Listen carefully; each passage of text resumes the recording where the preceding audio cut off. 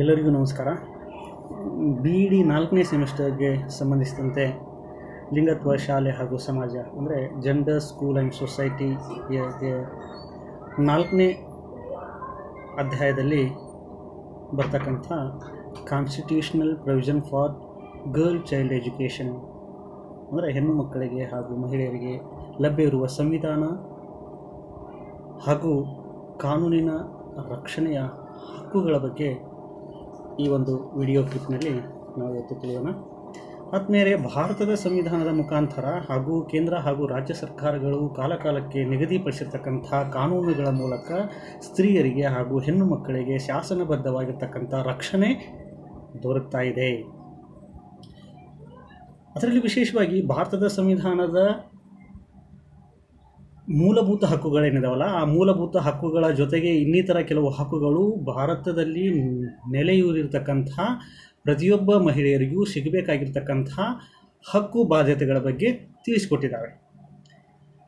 ಅದರಲ್ಲಿ ಪ್ರಮುಖವಾಗಿರ್ತಕ್ಕಂಥ ಕೆಲವು ಆರ್ಟಿಕಲ್ಗಳನ್ನು ನಾವಿಲ್ಲಿ ನೋಡೋಣ. ಮೊದಲನೇದಾಗಿ 14ನೇ ಆರ್ಟಿಕಲ್ ನಮಗೆ ತಿಳಿಸಿದಂತೆ ಕಾನೂನಿನ ಮುಂದೆ ನಾವೆಲ್ಲರೂ ಸರಿ ಸಮಾನರು.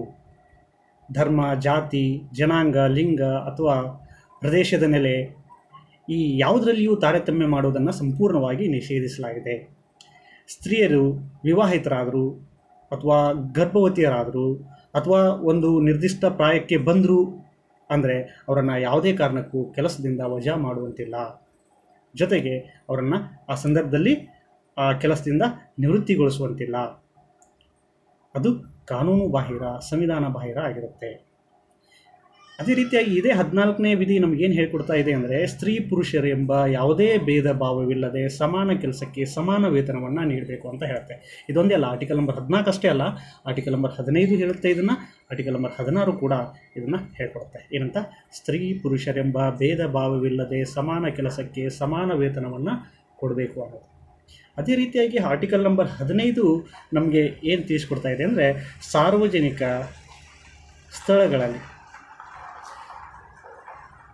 ಯಾವುದೇ ತಾರತಮ್ಯವನ್ನು ಮಾಡುವಂತಿಲ್ಲ. ಸಾರ್ವಜನಿಕ ಸ್ಥಳಗಳಲ್ಲಿ ಯಾವುದೇ ತಾರತಮ್ಯವನ್ನು ಮಾಡುವಂತಿಲ್ಲ ಅಂದರೆ ಯಾವುಗಳನ್ನು ಆಧರಿಸಿ ಅಂದರೆ ಲಿಂಗ, ಧರ್ಮ, ಜಾತಿ, ಜನಾಂಗ, ಜನ್ಮಸ್ಥಳ ಈ ಯಾವುದೇ ಬಗೆಯ ತಾರತಮ್ಯವನ್ನು ಸಾರ್ವಜನಿಕ ಸ್ಥಳಗಳಲ್ಲಿ ಮಾಡುವಂತಿಲ್ಲ ಅನ್ನು ಸಂಪೂರ್ಣವಾಗಿ ನಿರ್ಬಂಧಿಸಲಾಗಿದೆ. ಅದಕ್ಕೂ ಕೂಡ ಕೆಲವು ಸೌಲಭ್ಯಗಳನ್ನು, ವಿಶೇಷ ಸೌಲಭ್ಯಗಳನ್ನು ಮಹಿಳೆಯರಿಗಾಗಿ ಮೀಸಲಿಡಲಾಗಿದೆ. ಶಿಕ್ಷಣ ಸಂಸ್ಥೆಗಳಲ್ಲಿ, ಸ್ಥಳೀಯ ಆಡಳಿತ ಸಂಸ್ಥೆಗಳಲ್ಲಿ ಸ್ತ್ರೀಯರಿಗೆ ಮೀಸಲಾತಿಯನ್ನು ಕೊಡಬೇಕು ಅಂಥೇಳಿ ಸುಪ್ರೀಂ ಕೋರ್ಟ್ ಆದೇಶ ಮಾಡ್ತಾ ಇದೆ. ಅಂದರೆ 15ನೇ ಆರ್ಟಿಕಲ್ ಪ್ರಕಾರ ಎಲ್ಲ ಸ್ಥಳಗಳಲ್ಲಿಯೂ ಕೂಡ, ಸಾರ್ವಜನಿಕ ಸ್ಥಳಗಳಲ್ಲಿಯೂ ಕೂಡ ಎಲ್ಲರೂ ಸರಿ ಸಮಾನರು. ಆದಾಗ್ಯೂ ಕೂಡ ಸ್ತ್ರೀಯರಿಗೆ ಕೆಲವು ವಿಶಿಷ್ಟ ಸ್ಥಳಗಳಲ್ಲಿ ಅಂದರೆ ಸಂಸ್ಥೆಗಳಲ್ಲಿ, ಸ್ಥಳೀಯ ಆಡಳಿತ ಸಂಸ್ಥೆಗಳಲ್ಲಿ ಸ್ತ್ರೀಯರಿಗೆ ವಿಶೇಷ ಸೌಲಭ್ಯಗಳನ್ನು ಕೊಡಬೇಕು ಅಂತ ಸುಪ್ರೀಂ ಕೋರ್ಟ್ ಆದೇಶವನ್ನು ಮಾಡ್ತಾ ಇದೆ. ಅದೇ ರೀತಿಯಾಗಿ 16ನೇ ಆರ್ಟಿಕಲ್ ನಮಗೆ ಏನು ಹೇಳ್ಕೊಡ್ತಾ ಇದೆ ಅಂದರೆ ಉದ್ಯೋಗ ಅವಕಾಶಗಳಲ್ಲಿ ಸ್ತ್ರೀ ಪುರುಷರಿಗೆ ಸಮಾನ ಅವಕಾಶಗಳಿವೆ ಅನ್ನೋದನ್ನು ತಿಳಿಸ್ಕೊಡ್ತಾ ಇದೆ. ಅಂದರೆ ಯಾವುದೇ ಜಾತಿ, ಮತ, ಜನಾಂಗ, ಜನ್ಮಸ್ಥಳ, ಧರ್ಮ, ಕುಲ, ವಸತಿ ಸ್ಥಳ, ಲಿಂಗ ಇವು ಯಾವುಗಳನ್ನೂ ಕೂಡ ಗಣನೆಗೆ ತೆಗೆದುಕೊಳ್ಳದೇನೆ, ಯಾವುದೇ ತಾರತಮ್ಯತೆ ಇಲ್ಲದೇನೆ ಸರ್ಕಾರಿ ಉದ್ಯೋಗಗಳಲ್ಲಿ ಸಮಾನ ಅವಕಾಶಗಳನ್ನು ಒದಗಿಸಿಕೊಡಬೇಕು. ಅದು ಸ್ತ್ರೀನೇ ಇರಲಿ ಅಥವಾ ಪುರುಷನೇ ಇರಲಿ. ಅದರಲ್ಲೂ ವಿಶೇಷವಾಗಿ 16ರ ಉಪ ಅಧಿನಿಯಮ 1 ನಮಗೆ ಏನು ಹೇಳಿಕೊಡ್ತಾ ಇದೆ ಅಂದರೆ ಸ್ತ್ರೀಯರಿಗೆ ಪುರುಷರಷ್ಟೇ ಸಮಾನ ಅವಕಾಶಗಳಿವೆ. ಸ್ತ್ರೀ ಎಂಬ ಕಾರಣಕ್ಕೆ ಸರ್ಕಾರಿ ಉದ್ಯೋಗಗಳಲ್ಲಿ ತಾರತಮ್ಯವನ್ನು ಮಾಡುವಂತಿಲ್ಲ. ಸರ್ಕಾರಿ ಕೆಲಸಗಳಲ್ಲಿ ಅವರಿಗೆ ಯಾವುದೇ ಭೇದ ಭಾವವನ್ನು ಮಾಡುವಂತಿಲ್ಲ. ಅದು ವೇತನದಲ್ಲಾಗಿರ್ಬೋದು, ಭತ್ಯೆಗಳಲ್ಲಾಗಿರ್ಬೋದು, ಸೌಲಭ್ಯಗಳಲ್ಲಾಗಿರ್ಬೋದು, ಅನುದಾನಗಳಲ್ಲಾಗಿರ್ಬೋದು, ಯಾವುದೇ ಇರಲಿ, ಸರ್ಕಾರದಿಂದ ಕೊಡಮಾಡಿರ್ತಕ್ಕಂಥ ಯಾವುದೇ ನಿಯಮಾವಳಿಗಳಿರಲಿ, ಯಾವುದೇ ಸೌಲಭ್ಯಗಳಿರಲಿ, ಯಾವುದೇ ಭತ್ಯೆ, ವೇತನ ಏನೇ ಇರಲಿ, ಯಾವುಗಳಲ್ಲಿಯೂ ಕೂಡ ಪುರುಷ ಮತ್ತು ಸ್ತ್ರೀ ಎಂಬ ಭೇದ ಭಾವವನ್ನು ಯಾವುದೇ ಕಾರಣಕ್ಕೂ ಮಾಡುವಂತಿಲ್ಲ. ಅದರ ಜೊತೆಗೆ ಇವುಗಳ ಜೊತೆಗೆ ಸ್ತ್ರೀಯರಿಗೆ ಕೆಲವು ವಿಶೇಷ ಅನುದಾನಗಳು, ಸೌಲಭ್ಯಗಳು, ಭತ್ಯೆಗಳು ಕೂಡ ಇರ್ತಾ ಇದ್ದಾವೆ ಇದೇ ವಿಧಿಯಡಿಯಲ್ಲಿ. ಅಂದರೆ ಅವರು ಗರ್ಭಿಣಿಯಾದಾಗ ಬಾಣಂತಿಯ ಭತ್ಯೆ, ಹೆರಿಗೆಗೆ ಹೋದಾಗ ಹೆರಿಗೆ ಭತ್ಯೆ, ಈ ಎಲ್ಲ ಭತ್ಯೆಗಳು, ಅದ್ರ ಜೊತೆಗೆ ಸೌಲಭ್ಯಗಳು ಕೂಡ, ರಜೆ ಸೌಲಭ್ಯಗಳು ಇವುಗಳನ್ನು ಕೂಡ ಕೊಡ್ತಕ್ಕಂಥ ಕಾನೂನಿನ ಸುವ್ಯವಸ್ಥೆ ಇರ್ತಾ ಇದೆ. ಇನ್ನು 17ನೇ ಆರ್ಟಿಕಲ್ ಅಸ್ಪೃಶ್ಯತೆಯನ್ನು ಸಂಪೂರ್ಣವಾಗಿ ನಿರ್ಬಂಧನೆ ಮಾಡ್ತಾ ಇದೆ. 17ನೇ ಆರ್ಟಿಕಲ್ ಪ್ರಕಾರ ಅಸ್ಪೃಶ್ಯತೆಯ ಆಚರಣೆಯನ್ನು ಸಂಪೂರ್ಣವಾಗಿ ಶಿಕ್ಷಾರ್ಹ ಅಪರಾಧ ಅಂತ ಅದು ಘೋಷಣೆ ಮಾಡಿದೆ. ಅಸ್ಪೃಶ್ಯತೆ ಅಂದರೆ ಇಲ್ಲಿ ಕೇವಲ ಜಾತಿ, ಜನಾಂಗ, ಧರ್ಮ ಅಂತ ಗಣ್ಯ ತೆಗೆದುಕೊಳ್ಳುವಂತಿಲ್ಲ. ಮಹಿಳೆಯೂ ಕೂಡ ಹಿಂದಿನ ಕಾಲದಲ್ಲಿ ಅಸ್ಪೃಶ್ಯಳು, ಅಬಲೆ ಈ ಥರನಾದಂತಹ ಕೆಲವು ಸಂಕೋಲೆಗಳಿದ್ದು, ಆದರೆ ಸಂವಿಧಾನ ಅವುಗಳನ್ನೂ ಗಣ್ಯಗೆ ತೆಗೆದುಕೊಂಡು ಸ್ತ್ರೀಯನ್ನು ಅಬಲೆ ಅಥವಾ ಅಸ್ಪೃಶ್ಯೆ ಎಂದು ಮನೆಯಲ್ಲೇ ಕೂಡಿಡುವಂತಿಲ್ಲ. ಅವಳು ಕೂಡ ಸಂಪೂರ್ಣವಾಗಿ ಹೊರ ಪ್ರಪಂಚದಲ್ಲಿ ಸ್ವತಂತ್ರಳು. ಹಾಗಾಗಿ ಅಸ್ಪೃಶ್ಯತೆಯನ್ನು ಸಂಪೂರ್ಣವಾಗಿ ಕಡೆಗಣಿಸಬೇಕು. ಅಂದರೆ ಅದನ್ನು ಮಾಡೋದು ಶಿಕ್ಷಾರ್ಹ ಅಪರಾಧ ಅಂತ ಹೇಳಿ ಆರ್ಟಿಕಲ್ ನಂಬರ್ 17 ಹೇಳ್ತಾ ಇದೆ. ಅದೇ ರೀತಿಯಾಗಿ 19ನೇ ಆರ್ಟಿಕಲ್ ನಮಗೆ ಅಭಿವ್ಯಕ್ತಿ ಸ್ವಾತಂತ್ರ್ಯವನ್ನು ತಿಳಿಸ್ತಾ ಇದೆ. ಇಲ್ಲಿ ಸಪ್ತ ಸ್ವಾತಂತ್ರ್ಯಗಳನ್ನು ಅದು ತಿಳಿಸುತ್ತೆ. ಅಂದರೆ ಅಭಿವ್ಯಕ್ತಿ ಮತ್ತು ಅಭಿಪ್ರಾಯ ಸ್ವಾತಂತ್ರ್ಯ, ಸಭೆ ಸೇರುವ ಸ್ವಾತಂತ್ರ್ಯ, ತಮ್ಮದೇ ಆದ ಸಂಘ ಸಂಸ್ಥೆಗಳನ್ನು ಕಟ್ಟುವ ಸ್ವಾತಂತ್ರ್ಯ, ಸಂಚಾರ ಸ್ವಾತಂತ್ರ್ಯ, ಭಾರತ ದೇಶದಲ್ಲಿ ಎಲ್ಲಿ ಬೇಕಾದರೂ ಕೂಡ ವಾಸಿಸುವ ಸ್ವಾತಂತ್ರ್ಯ, ಜೊತೆಗೆ ಯಾವುದೇ ವೃತ್ತಿ, ವ್ಯವಹಾರ, ವ್ಯಾಪಾರವನ್ನು ನಡೆಸ್ತಕ್ಕಂಥ ಸ್ವಾತಂತ್ರ್ಯ. ಈ ಎಲ್ಲ ಸ್ವಾತಂತ್ರ್ಯದ ಹಕ್ಕುಗಳು ಭಾರತೀಯ ಪ್ರತಿಯೊಬ್ಬ ಪ್ರಜೆ, ಅಂದರೆ ಕೇವಲ ಪುರುಷರಿಗಷ್ಟೇ ಅಲ್ಲ, ಮಹಿಳೆಯರಿಗೂ ಕೂಡ ಈ ಹಕ್ಕುಗಳು ಇರ್ತಾ ಇವೆ. ಆದರೆ ಭಾರತ ದೇಶದ ಭದ್ರತೆ ವಿಷಯಕ್ಕೆ ಸಂಬಂಧಪಟ್ಟಂತೆ, ಸಾರ್ವಜನಿಕ ಶಾಂತಿಗೆ ಸಂಬಂಧಪಟ್ಟಂತೆ, ಸಭ್ಯತೆಗೆ ಸಂಬಂಧಪಟ್ಟಂತೆ, ಜೀವ ಸಂರಕ್ಷಣೆಗೆ ಸಂಬಂಧಪಟ್ಟಂತೆ, ನ್ಯಾಯಾಲಯಕ್ಕೆ ಅವಮಾನ ಆಗುವಂತೆ ಆದರೆ, ಮಾನನಷ್ಟ ಆಗುವಂತಾದರೆ, ಅಪರಾಧಕ್ಕೆ ಕುಮ್ಮಕ್ಕು ನೀಡಿದರೆ ಈ ಸ್ವಾತಂತ್ರ್ಯವನ್ನು ಏನು ಮಾಡ್ತಾರೆ? ಹರಣ ಮಾಡ್ತಾರೆ. ಆ ಸಂದರ್ಭದಲ್ಲಿ ಆ ಸ್ವಾತಂತ್ರ್ಯವನ್ನು ನಿರ್ಬಂಧಿಸ್ತಾರೆ. ಆ ನಿರ್ಬಂಧಿಸುವ ಅಧಿಕಾರ ಸಂವಿಧಾನಾತ್ಮಕವಾಗಿ ಸರ್ಕಾರಗಳಿಗೆ ಇರ್ತಾ ಇದೆ. ಸ್ತ್ರೀಯರು ಯಾವುದೇ ಬಗೆಯ ಇದೇ ಅಧಿನಿಯಮದ ಅಡಿಯಲ್ಲಿ 19ನೇ ಅಧಿನಿಯಮದ ಅಡಿಯಲ್ಲಿ ಸ್ತ್ರೀಯರು ಯಾವುದೇ ಬಗೆಯ ವೃತ್ತಿಯನ್ನು ಆಯ್ಕೆ ಮಾಡಿಕೊಳ್ಳುವಲ್ಲಿ, ವ್ಯಾಪಾರ ಮಾಡುವಲ್ಲಿ, ವಾಣಿಜ್ಯ ವ್ಯವಹಾರ ನಡೆಸುವಲ್ಲಿ ಸರ್ವ ಸ್ವತಂತ್ರರಾಗಿರ್ತಾರೆ ಮತ್ತು ಅವರಿಗೆ ಕನಿಷ್ಠ ವೇತನ ಪಡೆಯುವ ಹಕ್ಕು ಕೂಡ ಇರ್ತಾ ಇದೆ. ಇದೇ ಆರ್ಟಿಕಲ್ ನಂಬರ್ 19 ಪ್ರಕಾರ. ಇನ್ನು 19ನೇ ಆರ್ಟಿಕಲ್ ಮುಗಿದ ಮೇಲೆ 20ನೇ ಆರ್ಟಿಕಲ್ ನಮಗೇನು ಹೇಳ್ಕೊಡ್ತಾ ಇದೆ ಅಂದರೆ, ಕಾನೂನು ಬಾಹಿರವಾಗಿ ಯಾವುದೇ ಮಹಿಳೆಯನ್ನು ಅಪರಾಧಿ ಎಂದು ತೀರ್ಮಾನಿಸುವಂತಿಲ್ಲ. ಕಾನೂನು ಬಾಹಿರವಾಗಿ ಯಾವುದೇ ಮಹಿಳೆಯನ್ನು ಅಪರಾಧಿ ಎಂದು ತೀರ್ಮಾನಿಸುವಂತಿಲ್ಲ. ಅಂದರೆ ಕಾನೂನಿನ ಉಲ್ಲಂಘನೆಯ ಸಂದರ್ಭದಲ್ಲಿ ಮಾತ್ರವೇ ಆಕೆ ಅಪರಾಧಿ ಎಂದು ಪರಿಗಣಿಸಬಾರ್ದು. ಅಂದರೆ ಯಾವುದೋ ಒಂದು ತೆರಿಗೆ ಕಟ್ಟಿಲ್ಲ ಅಂಥೇಳಿ ಅರೆಸ್ಟ್ ಮಾಡೋದಾಗಲಿ ಈ ಥರನಾಗಿ ಮಾಡುವಂತಿಲ್ಲ. ಅಂದರೆ ಒಂದು ನಿಗದಿತ ಅವಧಿಯಲ್ಲಿ ಕಟ್ಟಲಿಲ್ಲ ಅಂದರೆ ಅವರಿಗೆ ಒಂದು ಕಾನೂನಿನ ಪ್ರಕಾರ ಕ್ರಮಗಳನ್ನು ಕೈಗೊಳ್ಬೋದು. ಆದರೆ ಅದರ ಮುನ್ನವೇ ತೆರಿಗೆಯನ್ನು ಕಟ್ಟಿಲ್ಲ ಅಂಥೇಳಿ ಅವರನ್ನು ಅರೆಸ್ಟ್ ಮಾಡಿಕೊಂಡು ಬರುವಂತಿಲ್ಲ. ಜೊತೆಗೆ ಅಪರಾಧಿ ಎಂದ ಮಾತ್ರಕ್ಕೆ ಮಹಿಳೆಗೆ ತನ್ನ ವಿರುದ್ಧ ತಾನೇ ಸಾಕ್ಷಿ ಹೇಳುವಂತೆ ಒತ್ತಾಯ ಕೂಡ ಮಾಡುವಂತಿಲ್ಲ. ಇದೇ ಆರ್ಟಿಕಲ್ ನಂಬರ್ 20 ನಮಗೆ ತಿಳಿಸ್ಕೊಡ್ತಾ ಇದೆ. ಅಂದರೆ ತನ್ನ ವಿರುದ್ಧ ತಾನೇ ಸಾಕ್ಷಿ ಹೇಳುವಂತೆ ಯಾವುದೇ ಕಾರಣಕ್ಕೂ ಮಹಿಳೆಯನ್ನು ಒತ್ತಾಯಿಸುವಂತಿಲ್ಲ. ಆರ್ಟಿಕಲ್ ನಂಬರ್ 21 ನಮಗೆ ಏನು ಹೇಳ್ಕೊಡ್ತಾ ಇದೆ ಅಂದರೆ, ಕಾನೂನು ಬಾಹಿರವಾಗಿ ಯಾವುದೇ ವ್ಯಕ್ತಿಗೆ ವ್ಯಕ್ತಿಗತ ಸ್ವಾತಂತ್ರ್ಯ ಅಥವಾ ಜೀವನದ ಹಕ್ಕನ್ನು ನಿರಾಕರಿಸುವಂತಿಲ್ಲ. ಅಂದರೆ ಪ್ರತಿಯೊಬ್ಬ ವ್ಯಕ್ತಿಗೂ ಬದುಕುವ ಹಕ್ಕು ಇದೆ, ವೈಯಕ್ತಿಕ ಸ್ವಾತಂತ್ರ್ಯವಿದೆ, ಖಾಸಗಿ ಸ್ವಾತಂತ್ರ್ಯವಿದೆ. ಹೀಗಿದ್ದಾಗ ಅವುಗಳನ್ನು ಹರಣ ಮಾಡ್ತಕ್ಕಂಥ, ನಿರಾಕರಿಸುವಂಥ ಅಧಿಕಾರ ಯಾರಿಗೂ ಇರೋದಿಲ್ಲ. ಅದೇ 21ರ ಅಧಿನಿಯಮ ನಮಗೆ ಏನು ಹೇಳ್ಕೊಡ್ತಾ ಇದೆ ಅಂದರೆ, ಅವರಿಗೆ ಬದುಕುವ ಹಕ್ಕು ಮತ್ತು ವೈಯಕ್ತಿಕ ಜೀವನ ನಡೆಸುವ ಸ್ವಾತಂತ್ರ್ಯದ ಹಕ್ಕು ತಿಳಿಸ್ಕೊಡ್ತಾ ಇದೆ. ಜೊತೆಗೆ ಸ್ತ್ರೀಯರಿಗೆ ಸ್ತ್ರೀಯರನ್ನು ಕಸ್ಟಡಿಯಲ್ಲಿ ಇಟ್ಟಾಗ ಅವರು ತಮ್ಮ ಸಾವಿನ ವಿರುದ್ಧ ಹೋರಾಡುವ ಹಕ್ಕು ಕೂಡ ಅವರಿಗೆ ಇರ್ತಾ ಇದೆ. ಅಂದರೆ ಅರೆಸ್ಟ್ ಮಾಡಿ ಅವರನ್ನು ಒಳಗೆ ಹಾಕಿದಾಗ ತಮಗೇನಾದರೂ ಸಮಸ್ಯೆಗಳು ಕಂಡು ಬಂದಾಗ ಆ ಸಂದರ್ಭದಲ್ಲಿ ಸಾವಿನ ವಿರುದ್ಧ ಹೋರಾಡುವ ಹಕ್ಕು ಅವರಿಗೆ ಇರ್ತಾ ಇದೆ. ಜೊತೆಗೆ ಅರೆಸ್ಟ್ ಮಾಡಿದ ಮಾತ್ರಕ್ಕೆ ಪೊಲೀಸ್ ಠಾಣೆಗಳಲ್ಲಿ ಯಾವುದೇ ಮಹಿಳೆಗೆ ತೃತೀಯ ದರ್ಜೆಯ ಶಿಕ್ಷೆಯನ್ನು ನೀಡುವಂತಿಲ್ಲ. ಇದೇ ಆರ್ಟಿಕಲ್ ಅದರಲ್ಲಿ ತಿಳಿಸ್ಕೊಡ್ತಾ ಇದೆ. 21ನೇ ಆರ್ಟಿಕಲ್ ಯಾವುದೇ ಮಹಿಳೆಯನ್ನು ಅರೆಸ್ಟ್ ಮಾಡಿದ ಪೊಲೀಸ್ ಠಾಣೆಯಲ್ಲಿಟ್ಟಾಗ ಅವರಿಗೆ ತೃತೀಯ ದರ್ಜೆಯ ಶಿಕ್ಷೆಯನ್ನು ನೀಡುವಂತಿಲ್ಲ, ಅಂದರೆ ಹಿಂಸೆಯನ್ನು ನೀಡುವಂತಿಲ್ಲ. ಜೊತೆಗೆ ಅವರಿಗೆ ಯಾವುದೇ ಅವರ ಘನತೆಗೆ ಕುಂದುಕೊರತೆ ಆಗದೇ ಇರತಕ್ಕಂಥ ಹಕ್ಕು ಅಲ್ಲಿ ಇರ್ತಾ ಇದೆ. ಅಂದರೆ ಅವರಿಗೆ ವಿವಿಧ ಅವಕಾಶಗಳು, ಪೊಲೀಸ್ ಠಾಣೆಯಲ್ಲೂ ಕೂಡ ವಿವಿಧ ಅಭಿವ್ಯಕ್ತಿ ಅವಕಾಶಗಳು ಇರ್ತವೆ. ಅಂದರೆ ಮುಕ್ತವಾಗಿ ಸಂಚರಿಸುವ ಅವಕಾಶ, ಜನರ ಒಡನಾಟ ಮತ್ತು ಅಲ್ಲಿ ತಮ್ಮ ಆಶಯಗಳನ್ನು ಹೇಳ್ತಕ್ಕಂಥ ಅವಕಾಶಗಳು ಅಲ್ಲಿ ಇರ್ತವೆ.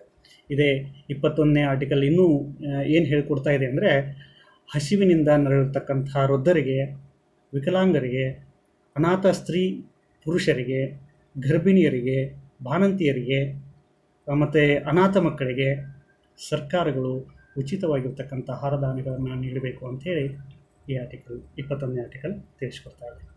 ಇನ್ನು ಆರ್ಟಿಕಲ್ ನಂಬರ್ 21A ಏನು ಹೇಳ್ಕೊಡ್ತಾ ಇದೆ ಅಂದರೆ, ಪ್ರತಿಯೊಬ್ಬ ವ್ಯಕ್ತಿಗೂ ಶಿಕ್ಷಣವು ಮೂಲಭೂತ ಹಕ್ಕಾಗಿದೆ. ಶಿಕ್ಷಣವನ್ನು ಪಡೆಯುವುದು ಪ್ರತಿಯೊಬ್ಬ ವ್ಯಕ್ತಿಯ ಮೂಲಭೂತ ಹಕ್ಕು. ಮಗುವಿನ ಜನನದಿಂದ 14 ವರ್ಷದ ಒಳಗಿನ ಪ್ರತಿಯೊಬ್ಬ ಮಗುವಿಗೆ ಸರ್ಕಾರಗಳು ಉಚಿತ ಹಾಗೂ ಕಡ್ಡಾಯ ಶಿಕ್ಷಣವನ್ನು ಒದಗಿಸಿಕೊಡಬೇಕು. ಪ್ರತಿಯೊಬ್ಬ ಮಗುವಿಗೂ ಕೂಡ ಉಚಿತ ಮತ್ತು ಕಡ್ಡಾಯ ಶಿಕ್ಷಣವನ್ನು ಪಡೆಯುವ ಹಕ್ಕು ಇರ್ತಾ ಇದೆ. ಯಾವುದರೊಳಗೆ 0 to by birth to 14 year, ಅಂದರೆ ಮೊದಲು 6ರಿಂದ 14 ವರ್ಷ ಅಂತ ಇತ್ತು, ಅದು ತಿದ್ದುಪಡಿಗೊಂಡು ಈಗ ಹುಟ್ಟಿನಿಂದ 14 ವರ್ಷದ ಒಳಗೆ ಉಚಿತ ಮತ್ತು ಕಡ್ಡಾಯ ಶಿಕ್ಷಣವನ್ನು ಪಡಿತಕ್ಕಂಥ ಹಕ್ಕು ಇರ್ತಾ ಇದೆ. ಅದ್ರ ಜೊತೆಗೆ 21A ಆರ್ಟಿಕಲ್ಲೇ ಮುಂದುವರೆದು ಇನ್ನಷ್ಟು ಅಂಶಗಳನ್ನು ನಮಗೆ ತಿಳಿಸ್ಕೊಡ್ತಾ ಇದೆ. ಅದೇನೆಂದರೆ, ಉದ್ಯೋಗ ಸ್ಥಳಗಳಲ್ಲಿ ಲೈಂಗಿಕ ಅತ್ಯಾಚಾರಕ್ಕೆ ಒಳಗಾದ ಹೆಣ್ಣು ಮಕ್ಕಳಿಗೆ ಕಾನೂನಿನ ರಕ್ಷಣೆ ಕೊಡಬೇಕು. ಯಾವುದೇ ಮಹಿಳೆಗೆ HIV ಇದೆ ಎಂದು ತಿಳಿದ ತಕ್ಷಣವೇ ಆ ಮಹಿಳೆಯನ್ನು ಉದ್ಯೋಗದಿಂದ ತೆಗೆದುಹಾಕುವುದಾಗಲಿ ನಿವೃತ್ತಿ ಕೊಡುವುದಾಗಲಿ ಮಾಡುವಂತಿಲ್ಲ. ಜೊತೆಗೆ ಯಾವುದೇ ಮಹಿಳೆ ಅಥವಾ ಅಪ್ರಾಪ್ತ ಹೆಣ್ಣು ಮಕ್ಕಳನ್ನು ಪೊಲೀಸರು ಬಡೆದು ಬೆದರಿಸುವಂತಿಲ್ಲ. ಜೊತೆಗೆ ಸಂತ್ರಸ್ತ ಮಹಿಳೆಯರಿಗೆ ಯಾವುದೇ ಮಾನಸಿಕ ಯಾತನೆ, ಅಪಮಾನ, ನೋವು, ಸ್ವಾತಂತ್ರ್ಯ ಹರಣ ಮಾಡುವಂತಿಲ್ಲ. ಜೊತೆಗೆ ಇಲ್ಲಿ ಪೊಲೀಸ್ ಇಲಾಖೆ ಅಂದರೆ ಪೊಲೀಸ್ ಇಲಾಖೆ ಸಂಬಂಧಪಟ್ಟಂತೆ ಸುಪ್ರೀಂ ಕೋರ್ಟು ಈ ಮಹಿಳಾ ಕೈದಿಗಳಿಗೆ ಸಂಬಂಧಪಟ್ಟಂತೆ ಕೆಲವು ಮಾರ್ಗದರ್ಶಿ ಸೂತ್ರಗಳನ್ನು ಕೊಡ್ತಾ ಇದೆ. ಅವುಗಳೇನೆಂದರೆ, ಮಹಿಳಾ ಆರೋಪಿಗಳಿದ್ದರೆ ಪ್ರತ್ಯೇಕವಾಗಿರ್ತಕ್ಕಂಥ ಕೊಠಡಿಗಳ ವ್ಯವಸ್ಥೆ ಆ ಪೊಲೀಸ್ ಠಾಣೆಯಲ್ಲಿ ಇರಬೇಕು. ಜೊತೆಗೆ ಮಹಿಳಾ ಆರೋಪಿಗಳನ್ನು ಮಹಿಳಾ ಪೊಲೀಸ್ ಅಧಿಕಾರಿಗಳೇ ಸಮಕ್ಷಮ ವಿಚಾರಣೆ ಮಾಡಬೇಕು. ಬಂಧಿತ ಆರೋಪಿ ಬಂಧನದ ಕಾರಣ ತಿಳಿಸಬೇಕು. ಬಂಧಿತ ಅಪರಾಧಿಗೆ ಬಂಧನದ ಕಾರಣವನ್ನು ತಿಳಿಸಬೇಕು ಮತ್ತು ಬೇಲ್ ಪಡೆಯಲು ಅವಕಾಶವನ್ನು ಒದಗಿಸಿ ಕೊಡಬೇಕು. ಮತ್ತು ಪೊಲೀಸರು ಸ್ಥಳೀಯ ಕಾನೂನು ಸಮಿತಿಗೆ ಬಂಧನದ ಬಗ್ಗೆ ಮಾಹಿತಿಯನ್ನು ಕೂಡ ಕೊಡಬೇಕು. ಬಂಧನಕ್ಕೆ ಒಳಗಾದ ವ್ಯಕ್ತಿಯ ಕುಟುಂಬದವರಿಗೆ, ಅವರ ಸ್ನೇಹಿತರಿಗೆ ಆ ಮಹಿಳೆಗೆ ಸಂಬಂಧಪಟ್ಟಂಥ ವಿಷಯವನ್ನು ಹೇಳಿ ವಿಚಾರಣೆಗೆ ಕರೆತರಿಸಬೇಕು. ಅದೇ ರೀತಿಯಾಗಿ ಆರ್ಟಿಕಲ್ ನಂಬರ್ 22 ಏನು ಹೇಳ್ಕೊಡ್ತಾ ಅಂದರೆ, ಸ್ತ್ರೀಯರನ್ನು ಪೊಲೀಸರು ಮನ ಬಂದಂತೆ ಬಂಧಿಸಿ ಸೆರೆಮನೆಯಲ್ಲಿಡುವಂತಿಲ್ಲ. ಅವರು 24 ಗಂಟೆ ಒಳಗಾಗಿಯೇ ಸಮೀಪದಲ್ಲಿರ್ತಕ್ಕಂಥ ಮ್ಯಾಜಿಸ್ಟ್ರೇಟ್ಗಳಿಗೆ ವಿಷಯವನ್ನು ಮುಟ್ಟಿಸ್ಬೇಕು, ಅವ್ರ ಮುಂದೆ ಕರ್ಕೊಂಡು ಹೋಗಬೇಕು. ಆರ್ಟಿಕಲ್ 22 ಅದನ್ನು ಹೇಳ್ತಾ ಇದೆ. ಒಂದು ವೇಳೆ 24 ಗಂಟೆ ಒಳಗಾಗಿ ಬಂಧನದಲ್ಲಿಟ್ಟು ಮ್ಯಾಜಿಸ್ಟ್ರೇಟ್ಗೆ ತಿಳಿಸದೆ ಹೋದರೆ ಆ ಬಂಧನಕ್ಕೆ ಒಳಪಡಿಸಿರ್ತಕ್ಕಂಥ ಪೊಲೀಸ್ ಅಧಿಕಾರಿಯ ಮೇಲೆ ಮರು ಪ್ರಕರಣ ದಾಖಲು ಮಾಡುವ ಅಧಿಕಾರ ಆ ಮಹಿಳೆಗೆ ಇರ್ತಾ ಇದೆ. ಅದೇ ರೀತಿಯಾಗಿ ಆರ್ಟಿಕಲ್ ನಂಬರ್ 23 ನಮಗೆ ಏನು ಹೇಳ್ಕೊಡ್ತಾ ಇದೆ ಅಂದರೆ, ಜೀತಗಾರಿಕೆ, ಮಾನವ ಸಾಗಾಣಿಕೆ, ಬಲಾತ್ಕಾರದ ದುಡಿಮೆಗಳನ್ನು ಸಂಪೂರ್ಣವಾಗಿ ನಿಷೇಧ ಮಾಡಲಾಗ್ತಾ ಇದೆ. ಅದಂತೆ 1956ರಲ್ಲಿ ಮಾನವ ಸಾಗಣೆ ನಿರ್ಬಂಧ ಕಾಯ್ದೆ ಜಾರಿಗೆ ಬಂತು. ಅದರ ಒಂದು ಹೇಳಿಕೆ ಪ್ರಕಾರ, ಅದರ ಒಂದು ಸ್ಟೇಟ್ಮೆಂಟ್ ಪ್ರಕಾರ ಏನು ಹೇಳ್ತಾ ಇದೆ ಅಂದರೆ, ಯಾವುದೇ ವ್ಯಕ್ತಿಯನ್ನು ಬಲಾತ್ಕಾರದ ದುಡಿಮೆಗೆ ಒಳಪಡಿಸುವಂತಿಲ್ಲ. ಅನಿವಾರ್ಯ ಕಾರಣಗಳಿಂದ ವ್ಯಕ್ತಿಯನ್ನು ಅತಿ ಅಲ್ಪ ಮೊತ್ತಕ್ಕೆ, ಕನಿಷ್ಠ ಕೂಲಿಗಿಂತಲೂ ಕನಿಷ್ಠ ಮೊತ್ತಕ್ಕೆ ದುಡಿದರೆ ಅದು ಬಲಾತ್ಕಾರದ ದುಡಿಮೆ ಆಗುತ್ತೆ. ಕಾರಣ ಅವರಿಗೆ ಸೂಕ್ತವಾಗಿರ್ತಕ್ಕಂಥ ವೇತನವನ್ನು ನೀಡಿ ಗೌರವ ಬದುಕಿಗೆ ಸದಾವಕಾಶವನ್ನು ಒದಗಿಸಿಕೊಡ್ಬೇಕಂತೇಳಿ ಆರ್ಟಿಕಲ್ 23 ತಿಳಿಸ್ಕೊಡ್ತಾ ಇದೆ. ಇನ್ನು ಆರ್ಟಿಕಲ್ ನಂಬರ್ 25ರಿಂದ 28ನೇ ಆರ್ಟಿಕಲ್ ಧಾರ್ಮಿಕ ಸ್ವಾತಂತ್ರ್ಯದ ಹಕ್ಕು ತಿಳಿಸ್ಕೊಡ್ತಾ ಇದೆ. ಪ್ರತಿಯೊಬ್ಬ ವ್ಯಕ್ತಿಗೂ ತನ್ನದೇ ಆಗಿರ್ತಕ್ಕಂಥ ಆತ್ಮ ಸಾಕ್ಷಿಗೆ ತಕ್ಕಂಥ ಯಾವುದೇ ಧರ್ಮವನ್ನು ಆಚರಿಸುವ, ಪ್ರಚಾರಪಡಿಸುವ ಹಕ್ಕು ಇರ್ತಾ ಇದೆ. ಈ ಭಾರತೀಯ ಕಾನೂನಿನ ಪ್ರಕಾರ 18 ವರ್ಷ ತುಂಬಿದ ಯಾವುದೇ ಹೆಣ್ಣು ಮಗಳು ತನ್ನದೇ ಆಗಿರ್ತಕ್ಕಂತಹ ಧರ್ಮವನ್ನು ಸ್ವೀಕಾರ ಮಾಡಿಕೊಳ್ಳಬಹುದು, ಸ್ವೀಕಾರ ಮಾಡಿಕೊಳ್ಳೋದ್ರ ಜೊತೆಗೆ ಅದನ್ನು ಪ್ರಚಾರ ಪಡಿಸ್ಬೋದು, ಅದನ್ನು ಮುಂದುವರಿಸ್ಕೊಂಡು ಕೂಡ ಹೋಗ್ಬೋದು. ಆದರೆ ಮದುವೆಯಾದ ತಕ್ಷಣವೇ ಗಂಡನ ಮನೆಯ ಧರ್ಮವನ್ನು ಸ್ವೀಕರಿಸಬೇಕೆಂಬ ಯಾವುದೇ ನಿಯಮಗಳೂ ಕೂಡ ಇಲ್ಲ. ತಾನು ಬಯಸಿದರೆ ಮಾತ್ರ ಗಂಡನ ಧರ್ಮವನ್ನು ಆ ಮಹಿಳೆ ಸ್ವೀಕರಿಸಬಹುದು, ಇಲ್ಲದೇ ಇದ್ದರೆ ತನ್ನ ಮೂಲ ಧರ್ಮವನ್ನೇ ಮುಂದುವರಿಸಿಕೊಂಡು ಹೋಗ್ಬೋದು. ಆರ್ಟಿಕಲ್ ನಂಬರ್ 39 ನಮಗೆ ಏನು ಹೇಳ್ಕೊಡ್ತಾ ಇದೆ ಅಂದರೆ, ಸಮಾನ ಕೆಲಸಕ್ಕೆ ಸಮಾನ ವೇತನ ಹಾಗೂ ಜೀವನ ನಿರ್ವಹಣೆಯ ಸಮಾನ ಅವಕಾಶಗಳ ಬಗ್ಗೆ ತಿಳಿಸ್ಕೊಡ್ತಾ ಇದೆ. ಅಂದರೆ ಜೀವನ ನಿರ್ವಹಣೆಯ ಸಮಾನ ಅವಕಾಶಗಳು ಸ್ತ್ರೀ ಮತ್ತು ಪುರುಷರಿಗೆ ಸಮಾನವಾಗಿವೆ ಅನ್ನೋದನ್ನು ಆರ್ಟಿಕಲ್ ನಂಬರ್ 39 ತಿಳಿಸ್ಕೊಡ್ತಾ ಇದೆ. ಅದೇ ರೀತಿಯಾಗಿ ಆರ್ಟಿಕಲ್ ನಂಬರ್ 42 ಏನು ತಿಳಿಸ್ತಾ ಇದೆ ಅಂದರೆ, ಉದ್ಯೋಗ ಸ್ಥಳಗಳಲ್ಲಿ ನ್ಯಾಯಯುತ ಮತ್ತು ಮಾನವೀಯ ಸನ್ನಿವೇಶಗಳ ನಿರ್ಮಾಣ ಮತ್ತು ಬಾಣಂತಿಯರ ಪರಿಹಾರದ ಬಗ್ಗೆ ತಿಳಿಸ್ಕೊಡ್ತಾ ಇದೆ. ಅಂದರೆ ಉದ್ಯೋಗ ಸ್ಥಳಗಳಲ್ಲಿ ಮಹಿಳೆಯರಿಗೆ ವಿಶೇಷ ಸೌಲಭ್ಯಗಳನ್ನು ಒದಗಿಸಿಕೊಡಬೇಕು. ಕೆಲವು ಸಂದರ್ಭದಲ್ಲಿ ಅಂದರೆ ಬಾಣಂತಿ ಪರಿಹಾರ ಕ್ರಮಗಳಿರ್ಬೋದು, ಅಥವಾ ಹೆರಿಗೆ ಭತ್ಯೆಗಳಿರ್ಬೋದು, ಹೆರಿಗೆ ರಜೆಗಳಿರ್ಬೋದು, ಎಲ್ಲ ಅವಕಾಶಗಳನ್ನು ಒದಗಿಸಿಕೊಡಬೇಕು. ಇದನ್ನು ಆರ್ಟಿಕಲ್ ನಂಬರ್ 42 ನಮಗೆ ತಿಳಿಸ್ಕೊಡ್ತಾ ಇದೆ. ಇನ್ನು ಆರ್ಟಿಕಲ್ ನಂಬರ್ 46 ಏನು ಹೇಳ್ತಾ ಇದೆ ಅಂದರೆ, ದುರ್ಬಲ ವರ್ಗಗಳ ಜನರ ಆರ್ಥಿಕ ಹಾಗೂ ಶೈಕ್ಷಣಿಕ ಹಿತದೃಷ್ಟಿಗಳ ಬಗೆಗೆ ಸಂಬಂಧಪಟ್ಟಂತೆ ವಿಶೇಷ ಗಮನವನ್ನು ಹರಿಸಬೇಕು ಅಂತ ತಿಳಿಸ್ಕೊಡ್ತಾ ಇದೆ. ಯಾವ ಆರ್ಟಿಕಲ್ಲು? Article number 46. ಅಂದರೆ ನಮ್ಮ ಸಮಾಜದಲ್ಲಿ ಕೆಲವು ದುರ್ಬಲ ವರ್ಗಗಳಿವೆ. ಆ ದುರ್ಬಲ ವರ್ಗಗಳ ಏಳಿಗೆಗಾಗಿ ಅವರಿಗೆ ಆರ್ಥಿಕ ಸೌಲಭ್ಯಗಳನ್ನು ಒದಗಿಸಿಕೊಡಬೇಕು ಮತ್ತು ಶೈಕ್ಷಣಿಕ ಹಿತಾಸಕ್ತಿಗಳನ್ನು ಕೂಡ ಅವುಗಳ ಕಡೆಯೂ ಕೂಡ ವಿಶೇಷ ಗಮನವನ್ನು ಕೊಡಬೇಕು ಅಂಥೇಳಿ ಸರ್ಕಾರಗಳು ಕೊಡಬೇಕು ಅಂತೇಳಿ ಸಂವಿಧಾನದ 46ನೇ ಆರ್ಟಿಕಲ್ ನಮಗೆ ತಿಳಿಸ್ಕೊಡ್ತಾ ಇದೆ. ಇನ್ನು ಆರ್ಟಿಕಲ್ ನಂಬರ್ 51 ಬಾರಿ ನಮಗೆ ಏನು ಹೇಳ್ಕೊಡ್ತಾ ಇದೆ ಅಂದರೆ, ಮಹಿಳೆಯ ಘನತೆಗೆ ಹಾನಿ ಮಾಡುವ ಯಾವುದೇ ಕ್ರಮಗಳನ್ನು ವರ್ಜಿಸುವಂತಿಲ್ಲ. ಅಂದರೆ ಯಾವುದೇ ಅಭ್ಯಾಸಗಳನ್ನು ಮಾಡುವಂತಿಲ್ಲ. ಅಂದರೆ ಯಾವುದೇ ಮಹಿಳೆಯ ಘನತೆಯನ್ನು ಹಾನಿಗೊಳಿಸುವಂತಿಲ್ಲ. ಸ್ತ್ರೀಯರಿಗೆ ಸಬಲೀಕರಣದ ಅಧಿಕಾರ ಇದೆ. ಅವರ ಸಬಲೀಕರಣಕ್ಕಾಗಿ ಸಂವಿಧಾನವು ಸಾಕಷ್ಟು ನ್ಯಾಯಬದ್ಧ ಭರವಸೆಗಳನ್ನು ಕೊಟ್ಟಿದೆ. ಅದೇ ರೀತಿಯಾಗಿ ಮುಂದುವರೆದು 1992ರಲ್ಲಿ ಸಂವಿಧಾನಕ್ಕೆ 73 ಮತ್ತು 74ನೇ ತಿದ್ದುಪಡಿಗಳನ್ನು ತಂದರು. ಆ 73, 74ನೇ ತಿದ್ದುಪಡಿಗಳ ಪ್ರಕಾರ ಗ್ರಾಮೀಣ ಸಂಸ್ಥೆಗಳಲ್ಲಿ ಮತ್ತು ನಗರ ಸ್ಥಳೀಯ ಸಂಸ್ಥೆಗಳಲ್ಲಿ ಮಹಿಳೆಯರಿಗೆ ಮೂಲತಃ 33% ಮೀಸಲಾತಿಯನ್ನು ದೊರಕಿಸಿಕೊಡಬೇಕು ಅಂತ ಇತ್ತು. ಆದರೆ ಮುಂದುವರೆದು ಪ್ರಸ್ತುತದಲ್ಲಿ ಈಗ ಅದೇ ಆರ್ಟಿಕಲ್ಗಳಿಗೆ ಸಂಬಂಧಪಟ್ಟಂತೆ 33%ನಿಂದ ಎಷ್ಟಾಗಿದೆ ಅಂದರೆ 50%ಕ್ಕೆ ಏರಿ ಈಗ ಗ್ರಾಮ ಪಂಚಾಯಿತಿ ಇರ್ಬೋದು, ಪಟ್ಟಣ ಪಂಚಾಯಿತಿ ಇರ್ಬೋದು, ತಾಲೂಕ್ ಪಂಚಾಯಿತಿ ಇರ್ಬೋದು, ಇಲ್ಲವೇ ಜಿಲ್ಲಾ ಪಂಚಾಯತ್, ಇವುಗಳಲ್ಲಿ ಬರ್ತಕ್ಕಂಥ ಅಧ್ಯಕ್ಷ ಸ್ಥಾನ, ಉಪಾಧ್ಯಕ್ಷ ಸ್ಥಾನ ಜೊತೆಗೆ ಸದಸ್ಯ ಸ್ಥಾನಗಳಲ್ಲಿ 50% ಮೀಸಲಾತಿಯನ್ನು ಮಹಿಳೆಯರಿಗೆ ನೀಡಬೇಕು ಅಂಥೇಳಿ ಸಂವಿಧಾನಾತ್ಮಕವಾಗಿ ಸಂವಿಧಾನದ ಆರ್ಟಿಕಲ್ಗಳು ನಮಗೆ ತಿಳಿಸ್ಕೊಡ್ತಾ ಇವೆ. ಹೀಗೆ ಸಂವಿಧಾನದಲ್ಲಿರ್ತಕ್ಕಂಥ ಈ ಮೂಲಭೂತ ಹಕ್ಕುಗಳ ಜೊತೆಗೆ ಇತರೆ ಆರ್ಟಿಕಲ್ಗಳು ನಮಗೆ ಏನು ತಿಳಿಸ್ಕೊಡ್ತವೆ ಅಂದರೆ, ಹೆಣ್ಣು ಮಕ್ಕಳಿಗೆ ಮತ್ತು ಮಹಿಳೆಯರಿಗೆ ಲಭ್ಯವಿರುವ ಸಂವಿಧಾನಾತ್ಮಕ ಮತ್ತು ಕಾನೂನಿನ ರಕ್ಷಣೆಯ ಕೆಲವು ಹಕ್ಕು ಬಾಧ್ಯತೆಗಳನ್ನು ತಿಳಿಸ್ಕೊಡ್ತವೆ. ಇದು ಮೊದಲನೇ ಪರಿಕಲ್ಪನೆಯ ಕೆಲವು ಪ್ರಮುಖ ಅಂಶಗಳು.